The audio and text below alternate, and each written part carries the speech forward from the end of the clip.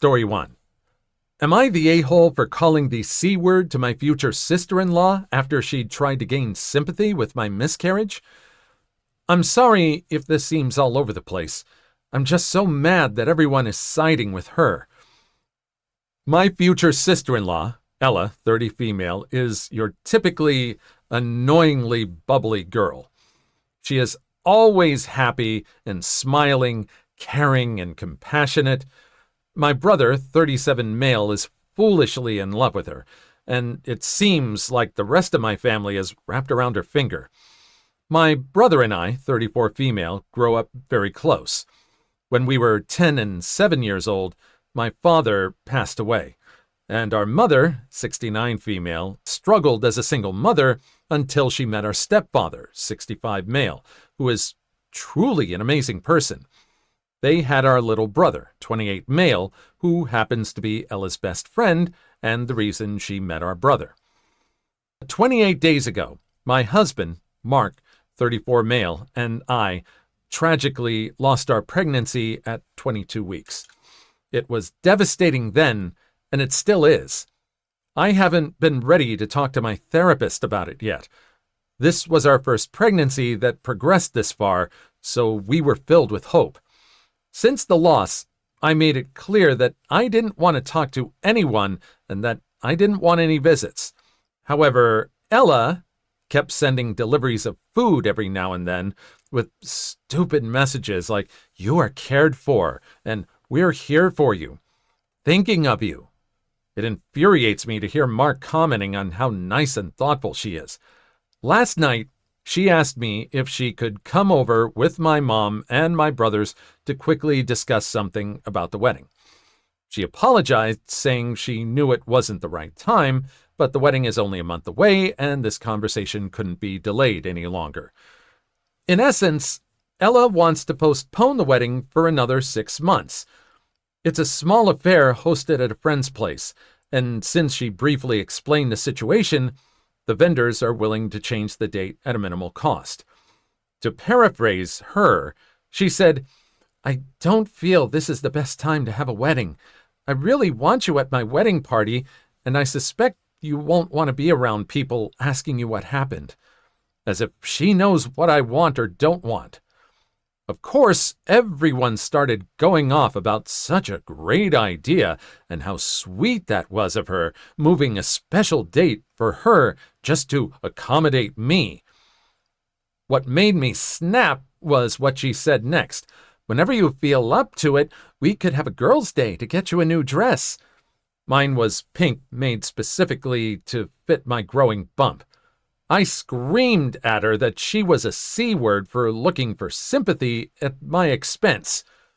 I hope my brother and everyone else could see her for the conniving and manipulative piece of work she was. That the only girl time I wanted to have was with my beloved girl that isn't with us anymore. All of them were stunned, and she ran out crying. My brother told me to seek therapy, and my mom and little bro just left. This morning, my husband told me that while he understood and shared my grievances, I shouldn't lash out at innocent people, that she only wanted to help. I cannot speak to the pain of losing a pregnancy. I don't think I'll ever know what that's like. And I can imagine this person is in a lot of pain.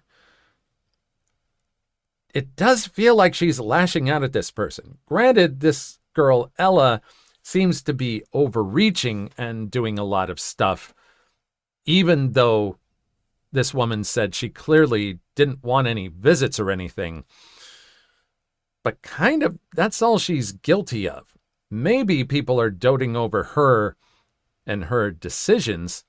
I don't think it should have been a meeting with her to discuss the wedding, or just to discuss the moving of the date. But I don't think that this woman feels like she's getting the support she needs or getting what she needs from those around her, and everyone is focused on this woman. That's about all I can glean from this. What do you think? Story 2. Only take breaks when I tell you to. Sure. No problem. I used to work at a call center where we would get flooded with calls constantly. This is a story of how a busybody boss thought they understood everything since they were in charge. At work, we were given 2 15-minute breaks and one 45-minute lunch break. The breaks were scheduled into our day so you could see when they would be, but this would change day by day. My role was a bit different than the normal agents, as I was specifically dealing with the higher issue calls. These calls could take up to 1 hour to complete, and the caller would need to stay on the line unless they were fine with a callback later, but this was rarely the case. Since I never knew when I would be getting these calls, my break times were a shot in the dark if I would or wouldn't be on a call. I would just take them as soon as the call was done if they ever intersected, which they did 99% of the time. Enter my boss. During a performance review, I hit all the marks except for attendance.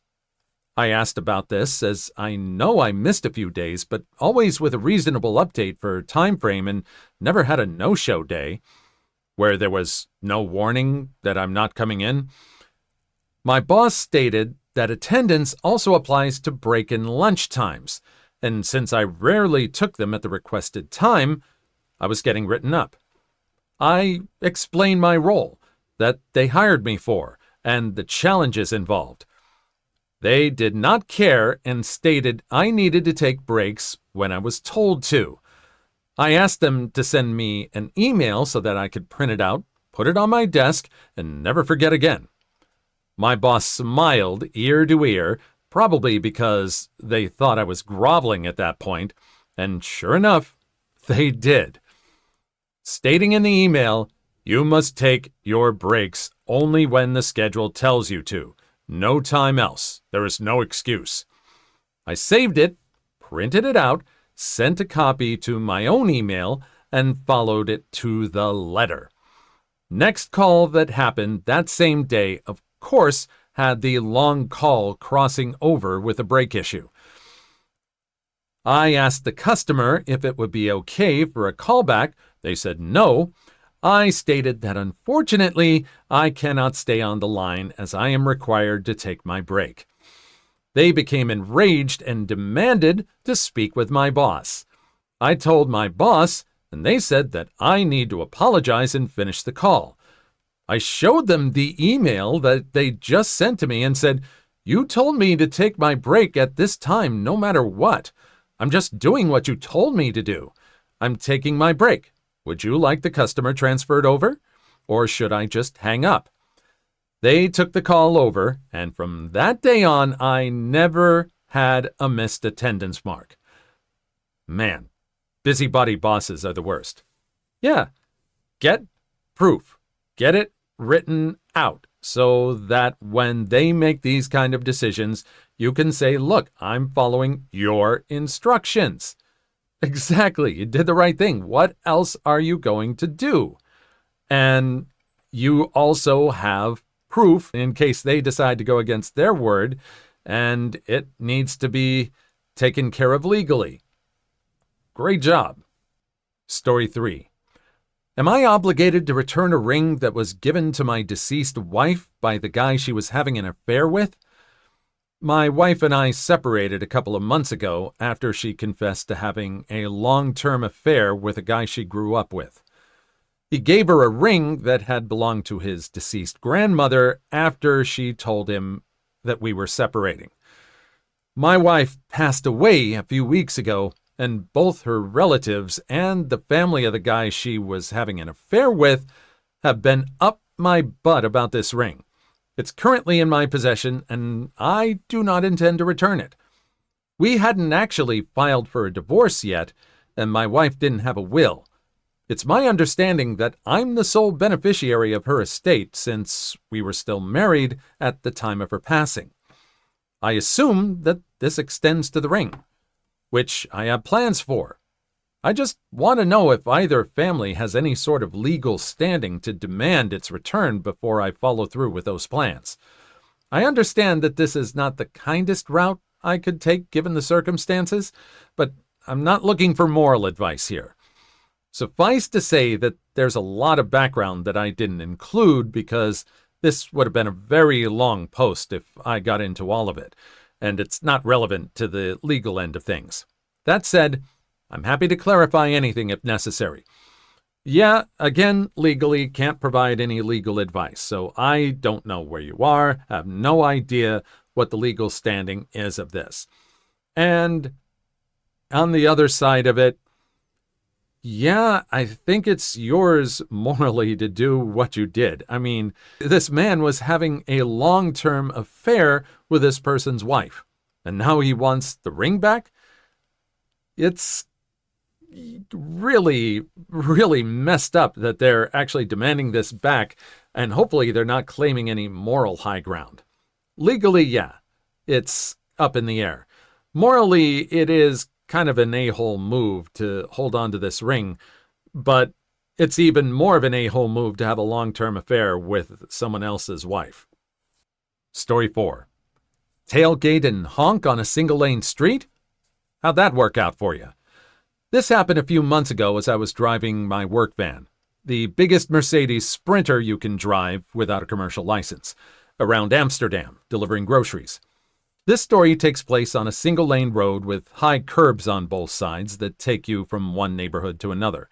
Speed limit is 50 kilometers per hour, although it could have been 70 in my honest opinion, except in some tight corners. Now, I've driven here so many times before that I feel comfortable doing 60-ish, just a bit faster than normal without the risk of getting caught speeding in an urban area. Suddenly, I hear a loud beep behind me, and wouldn't you know it, it's a BMW. What a surprise, I think to myself. I was quite impressed by my ability to guess the brand of this automobile, because everything forward of the rear doors wasn't visible in my mirrors. The tailgating and honking continue for a little while, until I spot the perfect opportunity to teach this IKEA pencil-equipped douche a lesson. A long, straight section in the road. For those of you who haven't been to the Netherlands before, our government loves two things: taxes and using those taxes to build speed bumps.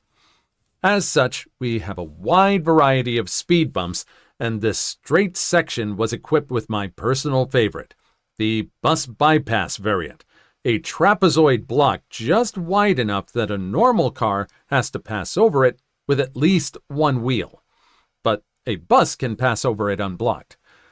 I've had plenty of practice with these obstacles and lined up for a flawless pass while accelerating to a mind-numbing 70 kilometers per hour. The BMW still glued to my rear bumper. I pass over the obstacle without the slightest inconvenience. The oblivious BMW driver, however, hits it in the worst possible way, launching himself into the ceiling of his car and grinding his oil pan as the suspension compresses. After that, he kept a good distance. Ooh, does this fall under malicious compliance? Revenge? Petty revenge? Pro-revenge? But yeah, I mean, there were studies I've read that state that the more expensive the car someone drives, the more of a jerk they are on the road. Hopefully this teaches this person a lesson, and yeah, I don't think I'd like to see that repair bill. Story 5. Am I the a-hole for telling my mom I won't help her around the house because that's a woman's job? So, I'm 28 male, engaged to be married to my high school sweetheart. Due to some financial insecurities we used to face, we moved back with my parents for a little while until we were able to afford to rent an apartment. I've lived with my parents in the past, of course, then moved out with my fiance for 2 years. Now we've moved back in with my parents for a while until the house we want to rent is available, which will be in 2 months. For context, I have a married older sister who's on the brink of divorce with her husband because he's doing nothing around the house. He simply comes back from work and sits and plays until he goes to bed, while my sister does all the housework on top of her full-time nursing job. My mom believes my sister is unreasonable for her demands toward her husband and believes it's a woman's job to do housework and cater to her husband even if she works a job. Also, when I lived with my fiance alone, she'd always badmouth my fiance for forcing me to help around the house and always said how as a woman she's not taking proper care of me, her soon-to-be husband, because I also cooked, cleaned, did chores, etc. Even now that we live in my parents' house, when we need to do laundry, etc., I don't expect my fiancé to be the one to do it. I do it myself many times as well. My mom doesn't like that and claims how my fiancé has me as a maid. Now, despite all that, my mom demands that I help her around the house when it's housework she wants to do. And I do. I always do my part since I live here, but for her it's never enough, and I'm a lazy son who doesn't care about helping his mother. After all the ridiculous stuff she said about my fiancé and my sister's traditional roles, I told her that, you know what? I'm not helping around. That's a woman's job, remember? So don't demand from me to help you with your chores since it's a woman's job and I'm a man. Of course, I keep defending my sister and I keep contributing equally to my fiancé and I's chores. I just refuse to contribute any helping hands to my mother since she believes she's entitled to help, but my fiancé and sister are supposed to be maids. My mom has badmouthed me to the entire family right now, and whenever someone visits, they scold me and call me an a-hole basically for being lazy and not helping my mom. Am I the a-hole for giving my mom a taste of her own medicine? Not really. It's kind of a double standard. It's her house, and I just don't understand how she is going through the mental hoops for this logic. These other women need to be maids to their husbands, but when it comes time for the housework she wants to do, she needs help. I think there just needs to be a conversation. But yeah, I mean, I think there definitely needs to be a conversation because giving her a taste of her own medicine doesn't seem to be working. She just seems to want to complain. It's just the double standard is just really strong in this mother. Please like and subscribe if you made it this far. I hope you'll enjoy the rest of the video and have a wonderful day. Story 6. You should always pay your accountant, especially if you've got skeletons in your closet. My buddy is an accountant. He has his own firm. His biggest clients are small to medium-sized businesses. Well, he had a client who owned 4 different clubs/bars in 2 different cities. Client was always shady, always slow on payment, etc. I was also a customer at one of the bars. They had a poker game that I would play in on Thursdays. Well, one day I'm at my buddy's house having a few beers, and he's whining about non-payment from a client. I ask who. He doesn't want to say. But it's really bugging him because it's a significant chunk of change. He then says the name. We'll call him Scott. I'm like, wow, Scott isn't paying you? He then says Scott is saying business is way down, and I think that's odd because I've been going to one of Scott's places, and every Thursday it's packed. My buddy looks at me and goes, really? I go, yeah. He does this new cash discount, I think.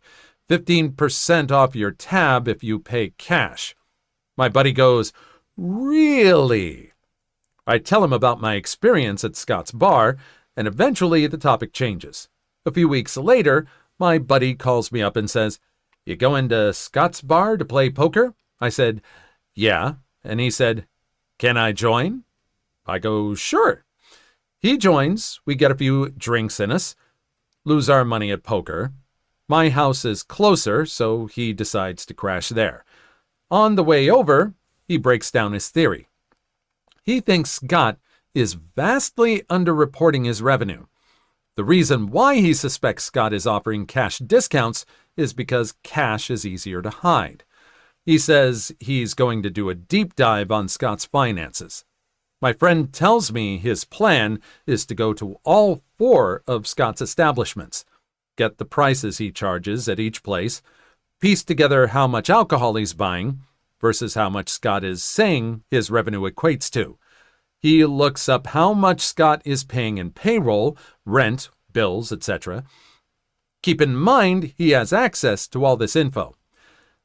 And he determines that Scott is basically using his credit card receipts plus a little bit of cash to cover his cost of his business, to include rent, payroll, insurance, liquor, food, etc. However, based upon the amount of products he's selling, he's suspecting Scott is underreporting his total income by about 35 to 40%.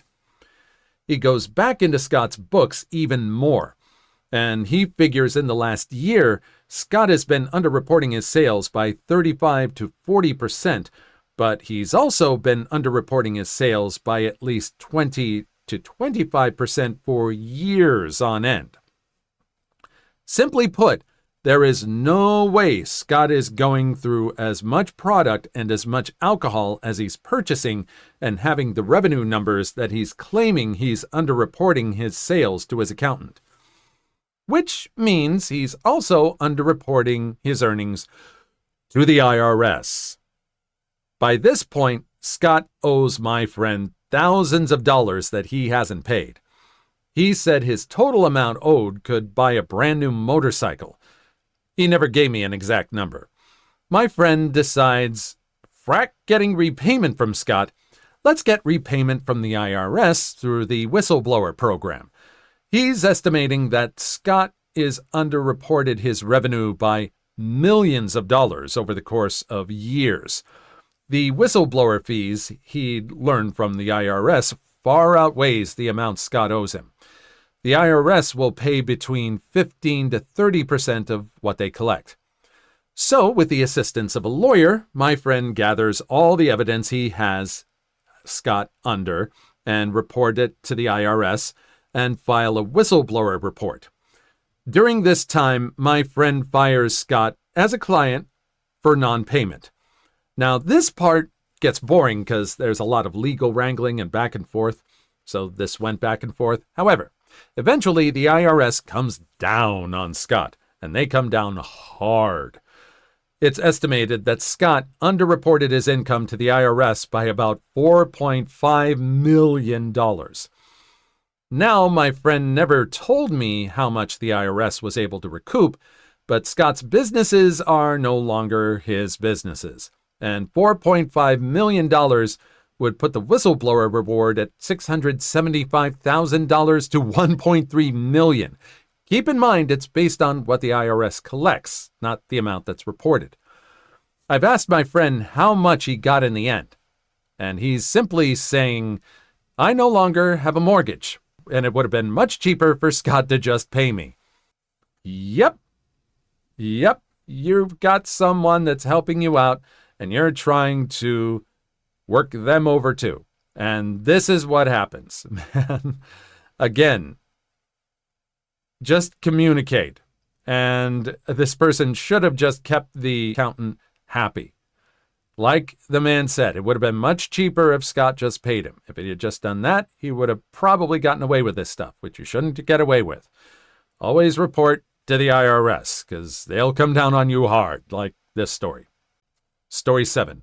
Born-again Christian tries using the Bible to shame me. Allow me to do the same. A little background on the two main characters of this story. Me. I, 31 female, 24 or 25 at the time, have been into heavy weightlifting for the last 7 or 8 years. Due to my dad's awesome genetics, I'm able to build muscle very easily for a woman.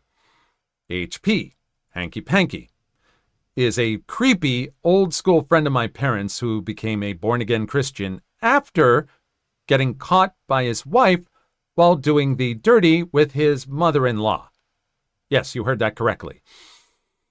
There were only a few people who were aware of the story, my parents included, which is how I found out. None of HP's other Christian friends knew about this. The other Christian friends were also mutual friends of my parents, who were friends with me on social media as well. This becomes relevant later on. Around the time I started lifting, I built muscle fast, so I was proud of that. And naturally, I'd often post before and after pictures. For the first few months, HP would always comment on my pictures, telling me to slow down because at some point I'll start to look manly. I always ignored those comments because they're ridiculous. Fast forward to about a year into me lifting. I post another before or after picture, and here comes HP telling me now I look manly. Unfortunately for HP, he caught me on a bad day. So now I'm angry and decided to engage in some back and forth commentary.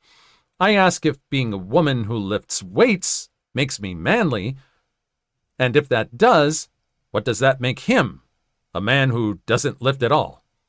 HP decided to ignore that comment and hit me with, "The Bible says for women to look like women and men to look like men."